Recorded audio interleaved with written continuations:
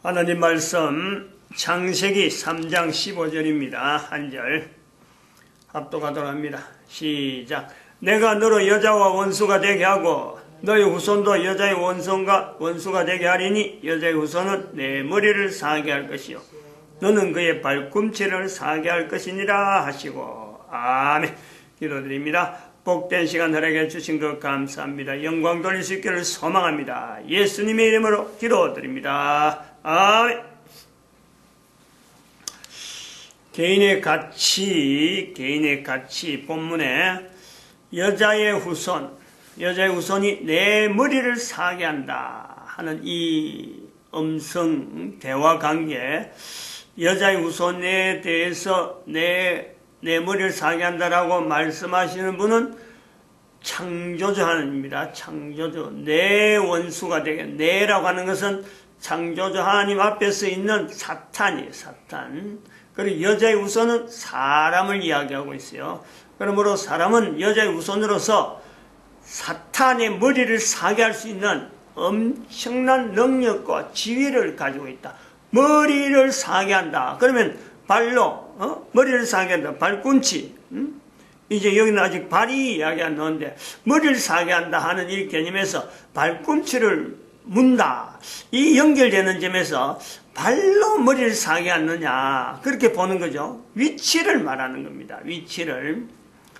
사람의 위치가 사람의 얼마나 가치가 있느냐. 사탄보다 가치가 있다. 그러니까 사탄은 여자의 후손에서 머리를 상하게 되고, 그러므로 또 사탄이 하는 일은 발꿈치 상하게 하는 이런 반응, 이런 관계가 있다. 가만히 그냥 막 사탄이 그냥 가만히 머리만 상하도록 놔두지 않고 자기도 뭔가 발악을 하면서 흔적을 남긴다. 이 존재에 대한 흔적이 있다. 이 내용을 우리가 볼 수 있는데, 중요한 것은 지금 2017년 지금 현재 계속해서 매주일마다 인간의 가치, 개인의 가치, 이런 자기 가치 부분, 요 내용을 갖고 주제를 갖고 오다가 이제는 훈련, 개인이 이 가치를 높이는데 하나님 앞에 관계된 개인의 가치가 있는데 이것이 훈련이 된다. 그 훈련되는 요소도 줄여서 다양한 훈련 환경이 있겠지만은 남자가 여자가 남자, 이 관계, 그래서 그것을 하나의 1대1에서의 결혼 조건으로 보고 가정을 이룬다 하는 조건에서 이걸 하나의 훈련 형태로 보겠다라는 거죠. 여기 이제 들어갈 때 초반에 아직 제외되는 요소가 있습니다. 모든 사람이 남자고 모든 사람이 여자인데 이 예외를 자꾸 드러내려면 또 있긴 있죠. 태어날 때 양성이지, 양성. 자기 몸에 자기가 느낄 때 양성이 있는 사람, 요건 또 별도로 취급이 될 수 있는 요소가 있으니까 오늘 중에 포함될지 안 될지 모르지만 또 다른 요소로 보고, 적어도 한 개인, 한 남자, 한 여자가 결혼해가지고 가정을 이루는 것을 조건한다. 요 조건에서 훈련되는 내용을 이야기를 했습니다. 그리고 첫 번째는 남자가 여자에게, 부인에게 마지막으로 하는 말이 미안하다 말이 있을 수가 있는데, 미안하다 말을 남기지 않도록 평소에 부인에 향해서 축복하는 말을 자꾸 하라. 만난 것이 감사하고 여자 때문에 사실 남자가 사는 것에 자꾸 인식을 시켜서 이 여자와 남자의 관계가 서로 간에 축복하는 관계가 되어질 수 있도록, 언어가 마지막에 미안하다는 말이 남자 입에서 나오지 않도록 평소에 하라. 준비하는 거고, 이것이 훈련이라는 거예요. 남자의 가치 높이고 여자의 가치 높이는 데에 하나의 부부지간에 상대를 해서 할 수 있는 분명한 훈련, 어떤 내용이 된다. 이 말입니다, 말. 이제 그래서 말로서 시작되는 거예요.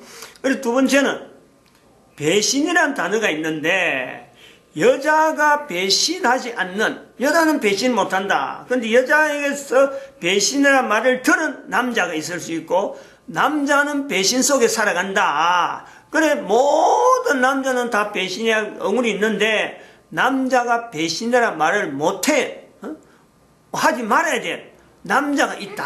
이런 내용에서 이 배신이라는 소리를 들은 남자, 여자에게서 배신이라는 소리를 들은 남자나 남자를 향해서 남자에게 배신이라는 말을 한 그 남자나 다 같이 공통적인 것은 하나님 앞에서 해결해야 될 엄청난 문제가 있다. 하나님 앞에 들고 나가라. 이 내용을 갖고 말씀드렸습니다. 그러면은 이 남자 여자 간에서 일어나는 이 싸움 있죠. 싸움. 부부 간의 싸움. 이 분쟁 문제. 그래서 이 부분에 이제는 세 번째로 이제 보고 오늘 중점적으로 이제 이 내용을 하게 될 것 같은데, 우선은 이 싸움이라고 하는 단어에 대해서 우리가 생각을 해봐야 돼요. 싸움은 특히 남녀 간에는 싸움이 있을 수가 있겠지만은 부부 간에는요, 싸움이란 말이 적당치가 않아요. 싸움이라고 하는 이것은 일반적인 모든 분쟁, 어떤 뭐 투쟁, 아니면 뭐 여러 가지 어떤 불화, 이 내용이 전체적으로 있는 것이 싸움이에요. 뭐 무기를 들고 싸우는 것도 싸움이요. 뭐 주눅질 하는 것도 싸움이요. 운동도, 이 경기라 하는 것도 있지만은 싸움이라고 볼 수 있는 요소도 있단 말이에요. 이 경기조차 싸움이라고 볼 수 있는 그런 어떤 폭넓은 이 싸움이 있는데, 부부에게는 운동을 구분하듯이, 적어도 운동을 구분하듯이 부부에게는 싸움이라는 말을 하면 안 된다 이거죠.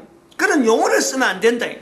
용어에서 아예 싸움이라고 하는 것에서 아예 이것이 제외되는 것으로서 우리가 인식하고 이걸 받아들이고 이걸 자꾸 연습해야 돼. 이 말이에요, 말. 여기서부터 출발해야 돼. 부부에게는 싸움이라는 말이 이거는 맞는 것이 아니다. 그런데도 싸움이라는 것이 있는 것은 부부가 싸움으로 해야 되는 그 상대인 줄을, 싸움이라고 하는 말을 붙여야 되는 상대인 것을 그동안 인식이 안 되어 왔던, 그동안 묻혀왔던 내용인 거예요. 그냥 관습적으로 썼던 거예요. 그냥 싸우니까, 그거 싸우는 것 같다. 똑같이 그러면 취급한 것이 이게 잘못이지, 부부 간에는 싸움이라는 단어를 쓰면 안 된다라는 이런 내용을 하는 것은 이게 바른 거라. 이 바른 것에서 이제부터 말을 바꿔야 돼, 말을. 그래서 말의 시작, 두 번째, 이제 이 싸움에서 이 말을 바꾸는 것에서 첫 번째는 바로 이것이 어떤 말을 해야 되느냐. 싸움이 아니고 이것은 서로 알아가기. 남자가 여자를 안다. 어림도 없는 거예요. 개인의 가치는 결국 상대가 나를 알아줘야 되는데, 가장 기본되어지는 남자에게서 여자가 남자를 가치 있게 부르짖는데, 이 알아가는 것에서 제일 시작은요, 언제부터 알아가지느냐. 부부가 되어야 남자가 여자를 알아가고 여자가 남자를 알아가는 거예요. 이제 알아가는 것에서 이거는 남자가 여자가 남자를 알아가는 하나의 과정에서 이것이 시작되어지는 이런 내용이 바로 싸움으로 나타나는 현상, 이런 언어가 되어지는 거예요. 그러니까 다른 말로 해야 되는데 아직까지는 그 말이 없으니까 지금 싸움이라는 내용을 갖고 하는데 나중에 정리하면서 끝을 내야 되겠죠. 다른 말로 나오면은 여기서 어느 정도 정리가 되는 말이 나오면 아마 그거로 해야 되겠죠.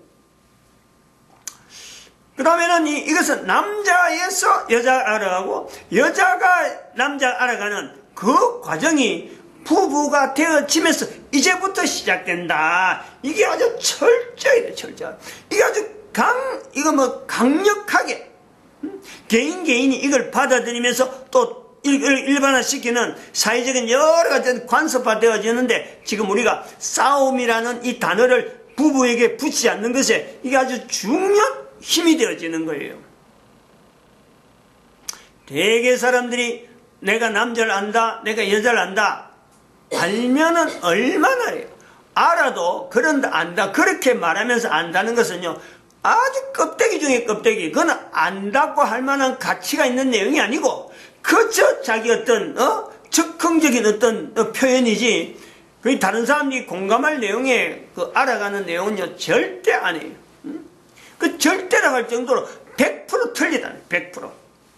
알아간다고 할 때 그 알아가는 것에서 그 근거는 어디에 근거를 두고 알아가느냐.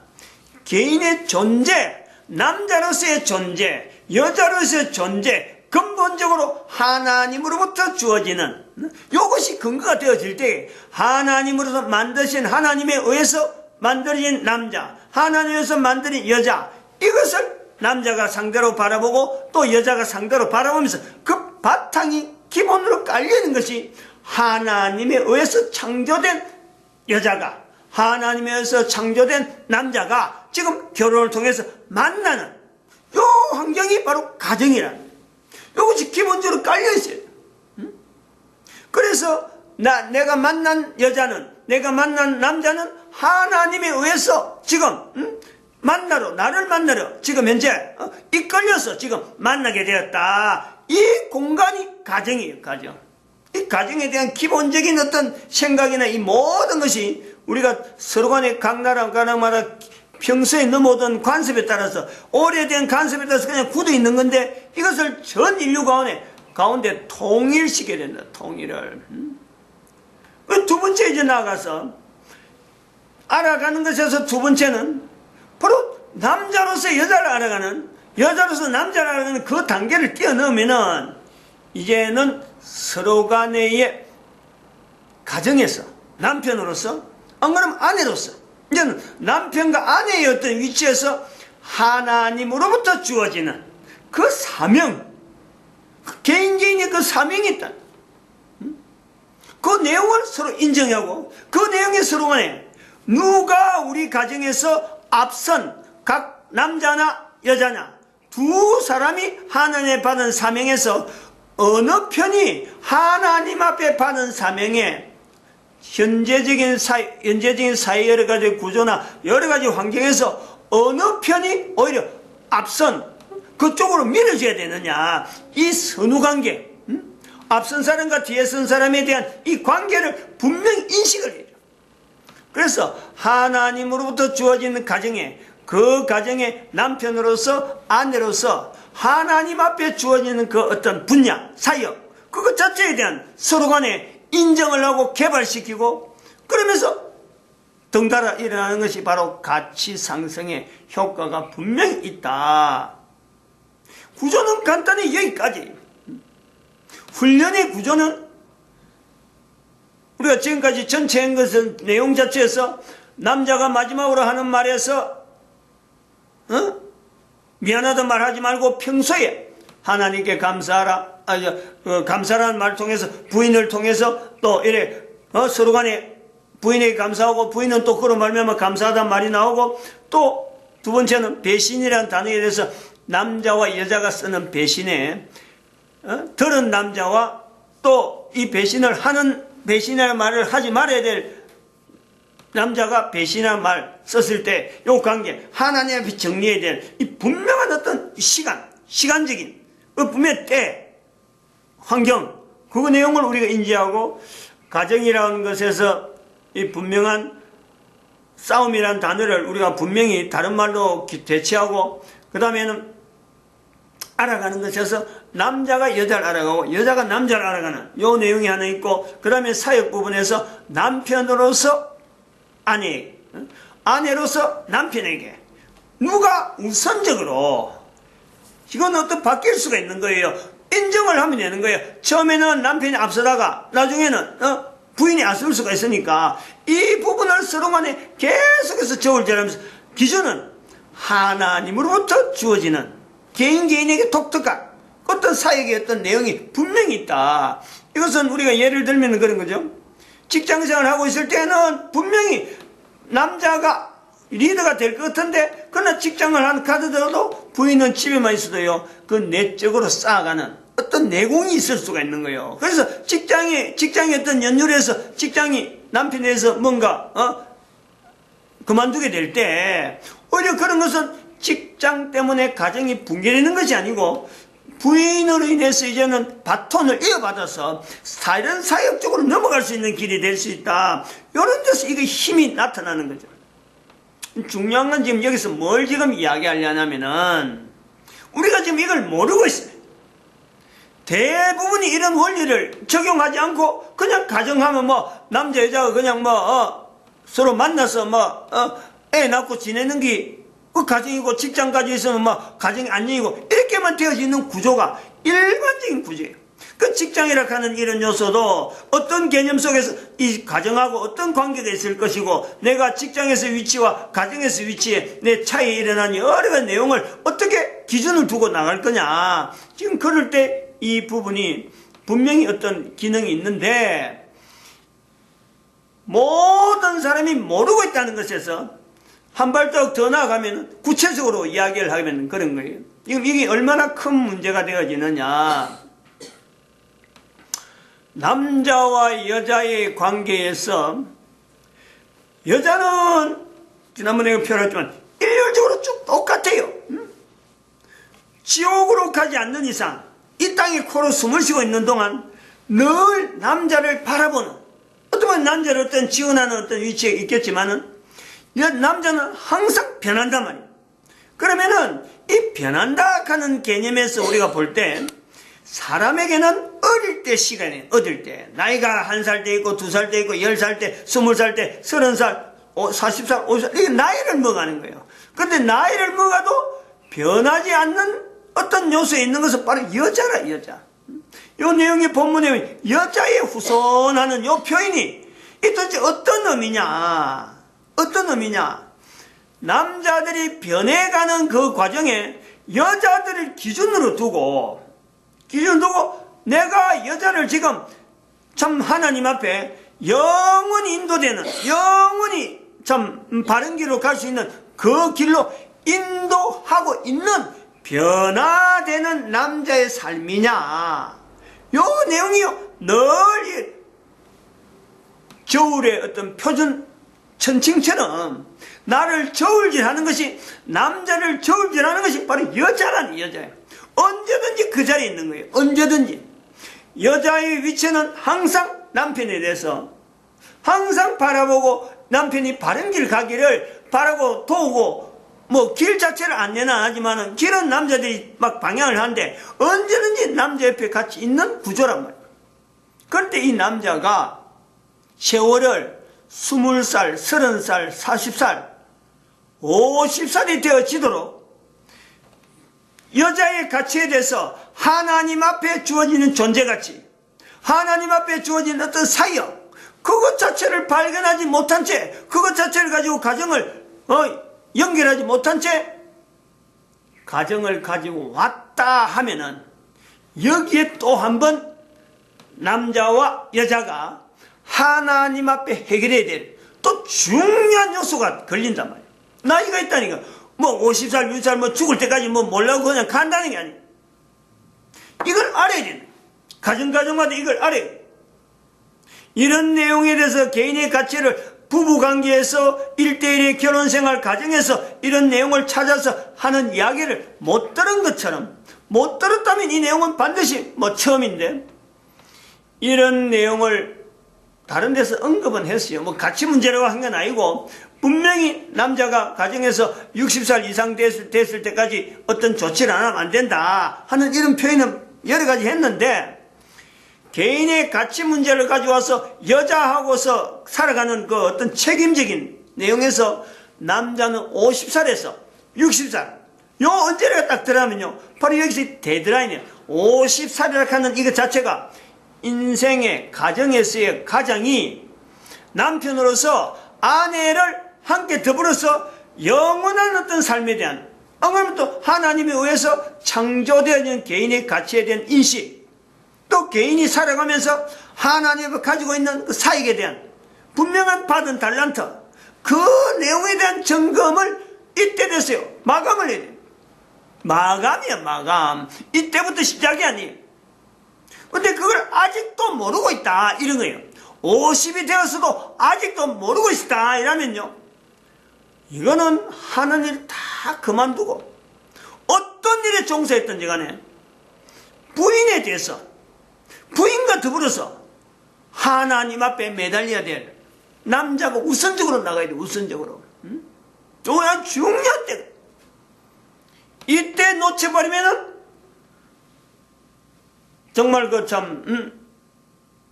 그 가정 자체를 단위로 봐가지고 해결점이 없는 그 10년 단위, 50에서 60에 약간 10년 단위 이 부분이 가정마다 한 가정 전체가 남편에 의해서 지금까지 어떤 보면 가정의 그 축으로서 부인은 계속해서 밀고 왔는데 남자가 여자하고는 좀 다르고 여자는 딱 끌려가는 거니까 50이 돼서도 아직 이걸 모르고 있었다. 아직 여기에 대한 조치를 전혀 취하지 않았다. 여인에게 배신이라는 소리를 들을 수 있는 요소가 여기서 나오는 거예요.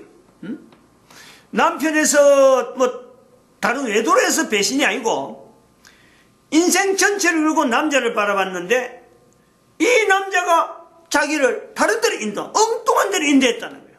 여기서 인생 전체에 걸쳐서 남자에게 여자가 바로 자기 아내가 배신한 남자로서 같이 살아가는 동거되어지는 그 요소를 보는 거죠. 그 요소가 있다는 거예요. 여기는 또 다른 한편으로는 자녀들이 아버지에 대해서 아버지가 바른 길로 걷지 못하는데 자녀가 아버지를 따라가다 보니까 이제는 더 이상 이대로 가면 안 되는 그 어떤 한계점 50 아버지 나이 50에서 자녀들이 만약에 그걸 발견하면은 그때 나타나는 내용이 바로 이것도 역시 아버지를 배신할 수밖에 없는 상황에 들어가는 거예요. 이런 것이 가족이라는 가정 속에요. 이 구성 요소가 바로 이런 단어 속에서, 이런 관계성 속에서 개인의 가치를 높이는 여러 가지 장치들이 개인에게 다 있다. 어느 가정이든 다 있다. 그래서 우리가 또 자녀를 낳아가는 가정을 또 하나 우리가 이야기해 보면은 아들을 낳아야 되느냐 딸을 낳아야 되느냐 선호하는 내용을 볼 때 지금까지 인류사 전체로 볼 때는 대개가 각 나라마다 아들을 많이 선호를 했어요. 지금까지 그럴 수밖에 없는 것은 아들이 나서서 사회적으로 뭔가 일을 하고 사회적인 지위를 받고 어떤 수입이 들어오고 하는 이런 구조가 전쟁을 한다든지 안 그러면 장사를 한다든지 여러 가지 행선지들이 몸으로 띄우고 활동을 해야만이 들어오는 환경이 있는 구조가 우리 사회 전세계 인류 구조가 이래 되어 가는데 그러나 인류가 유지되고 인류의 존재가 지금에서 다음 세대로 넘어가고 다음 세대 또 다음 세대로 넘어가는 이 존재 과정에는요 남자가 그렇게 돈벌여서 인류가 존재되는 건 절대 아닙니다. 남자들이 전쟁 잘해서 인류가 존재하는 건 절대 아니란 말이에요. 여자가 존재해야 남자의 존재가 즉 여자의 존재가 계속 이어질 수 있는 이 요소가 남자와 여자의 분명한 요소에 있다. 그러면 앞으로 우리 인류는 지금 현재 있는 어떤 구조에서 볼 때 개인의 가치 때문에 고민하고 있는 여러 인류 구조를 볼 때 지금보다 앞으로 인류가 다가오는 후손들이 더 나은 가치를 지향하기 위해서 지금 이렇게 자꾸 남기고 있는데 인류가 있어야 된다. 인류가 있어야 이런 내용이 전달되어진다. 하나 아주 기본적인 내용을 우리가 충족시키려면요. 남자보다는 여자가 많아야 여자들이 많이 존재를 해야 결국 남자들이 존재할 수 있는 요소가 나온단 말이에요. 그런 내용에서 여자의 후손이 내 머리를 상해한다 하는 이 표현에 우리가 주목을 해요. 이게 새로운 내용이 아니에요.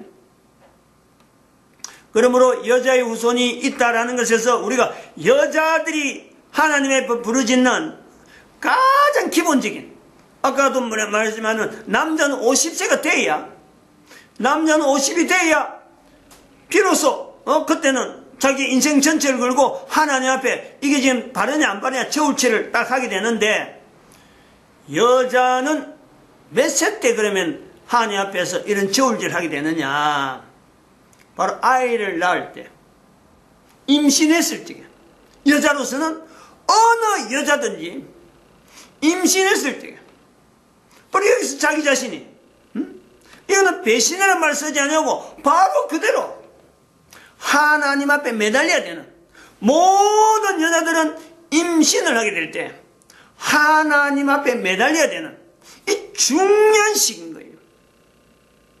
이게 이제 가정에 있는, 가족으로 나타나는 개인의 가치와 관계되어지는 개인의 위치와 개인의 어떤 남자로서의 어떤 위치, 여자로서의 위치, 여기서 연결되면서 창조주 하나님 앞에 필연적으로 접근할 수 있는 요소가 전체가 가족에게 다 있는 거예요.